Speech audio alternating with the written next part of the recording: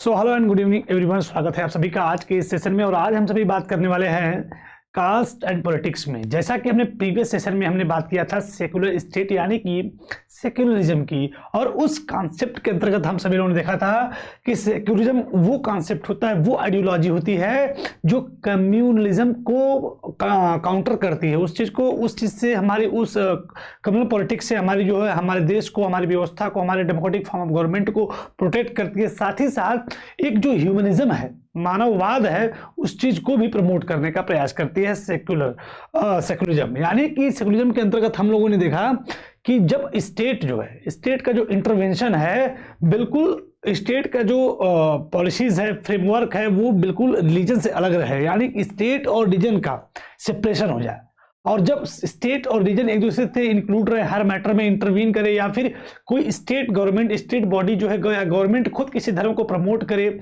या एक धर्म का दूसरे धर्म पे सुपीरियरिटी को क्रिएट करने का प्रयास करे, उसको जो मेकओवर करने का प्रयास करे, तो वहां पे कम्युनिज्म होता है। लेकिन जब separation of religion from the state हो जाए, तो ऐसी व्यवस्था को हम लोग सेकुलर स्टेट करते हैं। इसके अंतर्गत हमने तमाम कंटेंट पढ़ा और फाइनली हमने देखा कि a secular constitution like are is necessary but not sufficient is to combat the communism.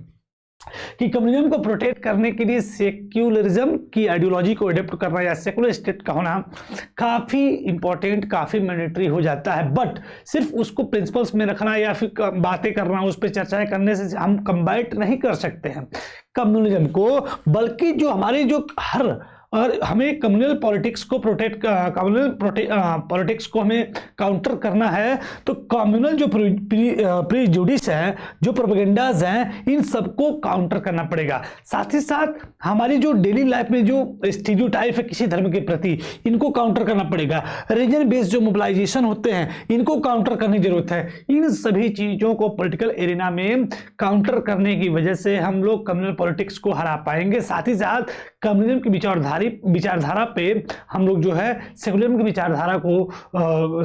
विचारधारा को रख पाएंगे, और उससे हम लोग जो है एक बिल्कुल शांति और सौहार्द की जो व्यवस्था किसी देश में होती है वो मेंटेन हो सकती है। आज के कॉन्सेप्ट में कास्ट एंड पॉलिटिक्स को हमें पढ़ना है कि इसमें क्या क्या इंपॉर्टेंट एस्पेक्ट होते हैं। जैसा कि प्रीवियस वीडियो में हम लोगों ने दो सोशल डिफरेंसेस को पढ़ चुके हैं, पहला डिफरेंसेस जो था on the basis of gender था, और दूसरा आपका जो था on the basis of religion था। आज का जो हमारा सोशल डिफरेंसेस है जो कि हम पढ़ने वाले हैं, वो है कास्ट, यानी कि जाति के आधार पे जो भेदभाव था, समाज में जो डिफरेंसेस क्रिएट हुआ था, उसको कैसे टैकल किया गया, उसके महत्वपूर्ण एस्पेक्ट क्या क्या होते हैं, वो हमको आज के इस कंटेंट में पढ़ना है। तो कास्ट एंड पॉलिटिक्स को स्टार्ट करने से पहले हम लोग जानते हैं कि we have seen two instance of the expression of social division in the arena of politics. हमने पॉलिटिक्स के एरिना में दो सोशल डिफरेंसेस को हमने देख लिया है। दो सोशल डिफरेंसेस से हम लोग रूबरू हो चुके हैं, जिसमें कि पहला जो सोशल डिफरेंसेस है वो है on the basis of gender, दूसरा है on the basis of religion.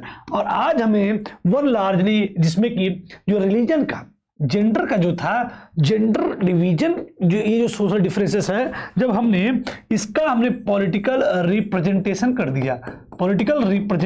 दिया, तो इसका हमें कहीं ना कहीं पॉजिटिव एस्पेक्ट देखने को मिला। वही लिखा है कि वन लार्जली पॉजिटिव, ये आपको पॉजिटिव दिखा।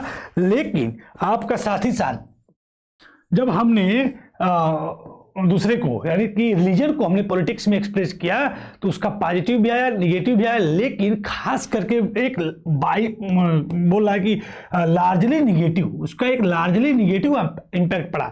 जब धर्म को हमने राजनीति में इंक्लूड किया, या राजनीति जो है धर्म का सहारा लेकर की जाने लगी, गांधी जी की विचारधारा को न लेकर बल्कि हर राजनीति में धर्म का यूज होने लगा, तो वहां पे उसका एक निगेटिव इम्पैक्ट देखने को मिल गया। यानी कि फिर से एक बार जेंडर को जब हमने पॉलिटिक्स में एक्सप्रेस किया, तो उसका क्या इम्पैक्ट पड़ा, और मेनली वो पॉजिटिव इम्पैक्ट ही हमें देखने को मिलता है। लेकिन साथ ही साथ जब रिलीजन को हम पॉलिटिक्स में एक्सप्रेस करते हैं, तो बड़े पैमाने पर उसका निगेटिव इम्पैक्ट हमको देखने को मिल जाता है। लेकिन बात करें हमारे जो फाइनल केस में, यानी कि कास्ट बेस्ड डिवीजन की, यानी जो सोशल डिफरेंस का थर्ड फॉर्म और लास्ट फॉर्म है, वो है caste based division in the social arena. So that of the caste and politics that has both positive and negative aspects. तो इसके पॉजिटिव और नेगेटिव दोनों एस्पेक्ट देखने को मिल जाते हैं, यानी कि जेंडर के सिर्फ और पॉजिटिव हमें जब इसको पॉलिटिक्स में हमने रिप्रेजेंट किया, इसका पॉजिटिव एस्पेक्ट देखने को मिला, रिलीजन का नेगेटिव एस्पेक्ट देखने को मिला बड़े पैमाने पे, कास्ट का पॉजिटिव और नेगेटिव दोनों एस्पेक्ट देखने को मिल जाता है जब कास्ट को पॉलिटिक्स में रिप्रेजेंट करते हैं। तो कहानी को आगे बढ़ाते हैं अगले एस्पेक्ट की तरफ। कास्ट इनइक्वलिटी, पहला जो हमारा कंटेंट एनसीईआरटी के अकॉर्डिंग है वो है कास्ट यानी जातिगत जो असमानताएं हैं, जाति के आधार पर जो असमानताएं हैं। सबसे पहली बात, जो जातिगत व्यवस्थाएं हैं, जातिगत जो बातें हैं, वो इंडियन पर्सपेक्टिव में काफी यूनिक चीज है। नहीं, आप बोल सकते हैं कि जैसे कि हर देश में कास्ट इनइक्वलिटी या कास्ट बेस्ड डिस्क्रिमिनेशन डिवीजन मतलब कि नहीं है। जैसे जेंडर आपका यूनिवर्सल है लगभग सभी देशों में, रिलीजन आपका लगभग हर देशों में रिलीजन के आधार पे डिस्क्रिमिनेशन, ये सारी चीजें कॉन्सेप्ट सिर्फ इंडिया में नहीं बल्कि हर देशों में देखने को मिलता है। जबकि जो कास्ट बेस्ड डिस्क्रिमिनेशन है वो स्पेशली इंडिया के कंटेक्स्ट में ही है। सो वही लिखा है, unlike gender and religion, gender और रिलीजन की तरह ही कास्ट डिवीजन इज स्पेशली जो है caste division special to India. India के कॉन्सेप्ट में क्या है, स्पेशल है। All society have some kinds of social inequality and some form of division of labour in most societies, occupations passed on from one generation to another. अब आपको एक छोटा सा कॉन्सेप्ट समझाते हैं कि समाज में जो हेरिडेटरी ऑक्यूपेशनल मोबिलिटी यानी हेरिडेटरी ऑक्यूपेशनल जो डिवीजन है ये कैसे देखने को मिलता है। एक हमारे समाज में हम लोग जानते हैं प्राचीन समय में वर्ण व्यवस्थाएं स्टेब्लिश थी। वर्ण व्यवस्थाएं यानी कर्म के आधार पे आपके वर्ण का निर्धारण होता था कि आपके जैसे कर्म होंगे उसी आधार पे आपको वर्ण में आप अपने वर्ण को चेंज कर सकते हैं। जैसे कोई व्यक्ति मान लीजिए आपका जो है लोगों की सेवा करता है या तमाम काम ऐसे काम करता है या फिर व्यापार करता है, तो उसको जो है वाणिज्य वाले ग्रुप में रखा गया जिसमें कि व्यापारी मतलब उसके कर्मों को देखा। जैसे कोई बाल बनाता था तो उसको कोई मतलब ब्राह्मणों वाला काम करता था तो उसको ब्राह्मण वर्ग में, कोई क्षत्रिय का मतलब युद्ध लड़ने काम करता था तो क्षत्रिय वर्ग में हम लोग रखते थे। लेकिन जैसे ही वो अपने उस वर्ग को बदल के पूजा पाठ की लाइन में आता था या फिर ब्राह्मणत्व वाले कामों करने का मतलब स्टार्टिंग करता था तो वो उस वर्ण में आ जाता था। अगर वो ऐसे जो सेवा क्या बोल सकते हैं उसको जागीरदारी या तमाम ऐसे कामों करने में जब लिप्त होता है तो शूद्र आपका जो वर्ण में आ जाता है। ऐसे तमाम जब व्यापार करता है तो वैश्य में आ जाता है। और तमाम ये जो फ्लेक्सिबिलिटी थी समाज में, जो जैसा काम करता था उसको वैसे वर्ण में निर्धारित करके वो व्यवस्थाओं में उसको स्टेब्लिश कर दिया जाता था। लेकिन आने वाले समय में कि जो जितनी भी सोसाइटीज है जो उसमें सोशल इनइक्वालिटी हमको देखने को मिलती है और ये जो फॉर्म्स ऑफ डिवीजन है वो लेबर के आधार पे था, यानी कार्य के आधार पे उनका जो है सोसाइटी में डिवीजन किया गया था। उनका जो on the basis of their working condition, जो उनकी जो वर्किंग जो सिस्टम था उसके आधार पे डिवीजन किया गया था, समाज में बांटा गया था। यानी जातिगत जो व्यवस्थाएं थी उसके काम के आधार पे थी। लेकिन उस सोसाइटी में occupations are passed on from one generation to another, और बहुत सारी सोसाइटी में जो ऑक्यूपेशन जो व्यवसाय जो काम करने का जो तरीका है एक जनरेशन से दूसरे जनरेशन तक क्या होता है, पास होता है। मतलब कोई अगर ब्राह्मण है तो उसका बेटा भी आगे जो है ब्राह्मण वाला काम करता है, क्षत्रिय है तो आपका जो है युद्ध लड़ने का काम है तो उसका बेटा, वो पिता उसका सैनिक था तो उसका बेटा भी जो सैनिक है देश के लिए लड़ रहा है, तमाम चीजें कर रहा है, देश की सेवा कर रहा है, तमाम काम कर रहा है, घर के गृह कार्य संबंधित सभी कार्यों को निष्पादित कर रहा है, तो उसके जो आने वाली पीढ़ियां हैं उस ऑक्यूपेशनल डिवीजन के अंतर्गत आ जाती थी।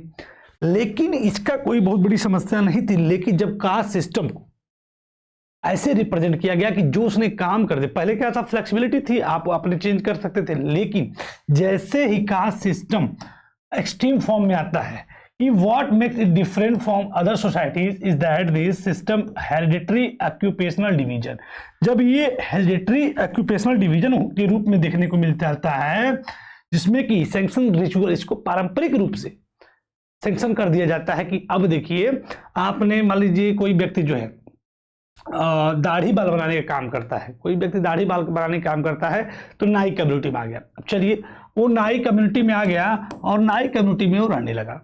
अब उसकी आने वाली पीढ़ियां भी जो है नाई के काम करती हैं।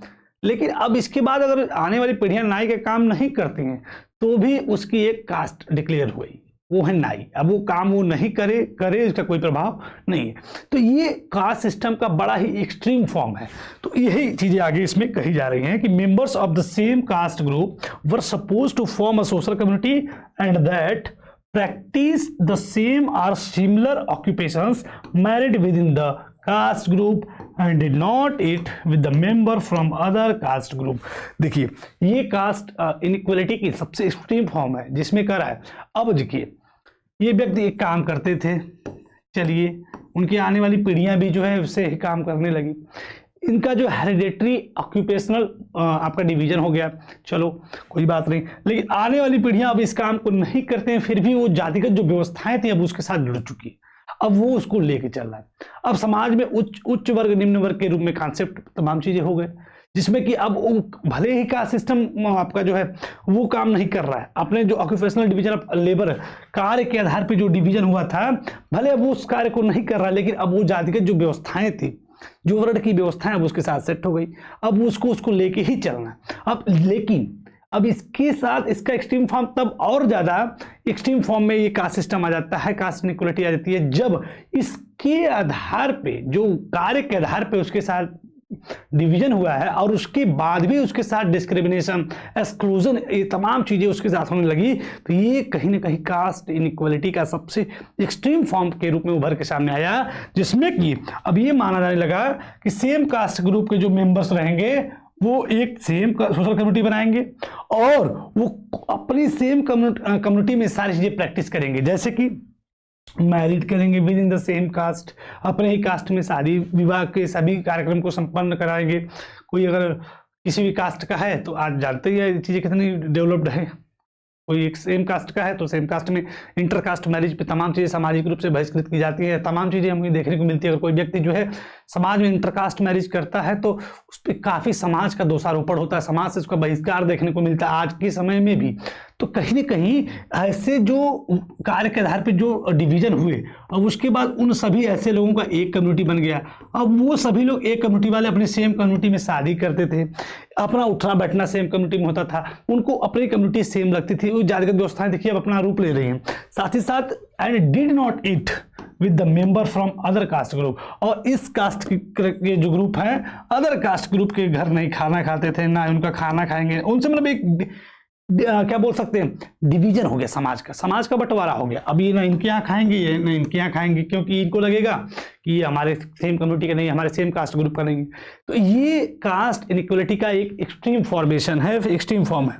इसके बाद नेक्स्ट एस्पेक्ट में caste system was based on the exclusion and discrimination against the outcast group, और इसमें जो है आउटकास्ट ग्रुप के लिए आपका जो कास्ट सिस्टम है वो एक्सक्लूजन और डिस्क्रिमिनेशन का कार्य करता है। किसके लिए? जो आउटकास्ट ग्रुप है, जो भी लोअर कास्ट, जिसको हम लोग कंसीडर के रूप लोअर कास्ट के रूप में कंसीडर करते हैं, ये कास्ट जो है उच्च वर्ण है, ये कास्ट जो है निम्न वर्ण है, और उन सबके साथ जब एक्सक्लूजन और डिस्क्रिमिनेशन होने लगा कास्ट के नाम पर, तो ये कहीं ना कहीं समाज के जो है बड़े ब्रूटल फेस को जो है रिप्रेजेंट करता है, कास्ट इनइक्वालिटी के सबसे एक्सट्रीम फॉर्म को रिप्रेजेंट करता है। And they were subjected to the inhuman practice of untouchability, और इसके अंतर्गत आप जो एक अमानवीय व्यवहार भी देखते हैं जिसमें कि अनटचेबिलिटी को समाज जो है प्रैक्टिस करता है, अछूत वाले जो कॉन्सेप्ट जो आपने सुना होगा उसको प्रैक्टिस करता है। साथ ही साथ that's why political leaders and special जो social reformer like Jyotiba Phule, Gandhi ji, B.R. Ambedkar and Periyar Ramaswamy Naicker advocated and worked to establish a society in which caste inequality are absent. और इन्हीं सब इनइक्वालिटीज को, जैसे ये सभी जो कॉन्सेप्ट आए, इन सभी कॉन्सेप्ट को एब्सेंट, यानी कि एक ऐसे समाज का निर्माण करने का प्रयास इन लोगों ने किया जो समाज सुधारक थे।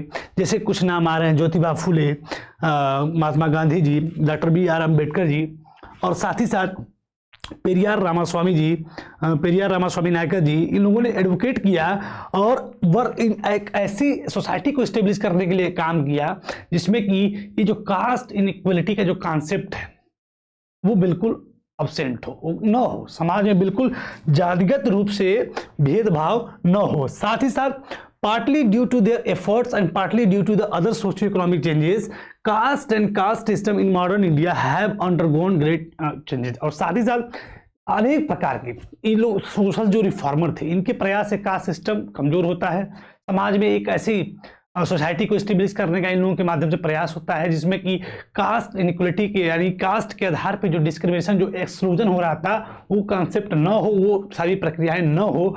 साथ ही साथ और भी तमाम एफर्ट्स लगाए गए और भी तमाम कार्य हुए जिसके माध्यम से सोशियो इकोनॉमिक चेंज होने की वजह से कास्ट और जो कास्ट सिस्टम है मॉडर्न इंडिया में, उसमें तमाम चेंजेस हुए हैं। अब हमको आने वाले दिनों में यानी कि नेक्स्ट सेशन में हमको देखना है कि वो सभी चेंजेस क्या थे जिसकी वजह से कास्ट और कास्ट सिस्टम जो है अंडरगोन होता है और उसमें परिवर्तन होता है और वो और भी ज़्यादा कमजोर होता है। वो सभी कॉन्सेप्ट हम देखेंगे नेक्स्ट सेशन में। यानी कि ये रहा आज का हमारा लास्ट एस्पेक्ट सोशल डिफरेंसेस का, जिसके अंतर्गत हमने देखा कि कास्ट सिस्टम क्या है या कास्ट बेस्ड डिवीजन क्या है और उसमें क्या क्या एस्पेक्ट है। बाकी नेक्स्ट एस्पेक्ट में इस चैप्टर के लास्ट एस्पेक्ट के लास्ट कंटेंट को हम लोग देखते हुए इस पूरे चैप्टर को समाप्त करेंगे। फिलहाल आज के सेशन में इतना ही। नमस्कार।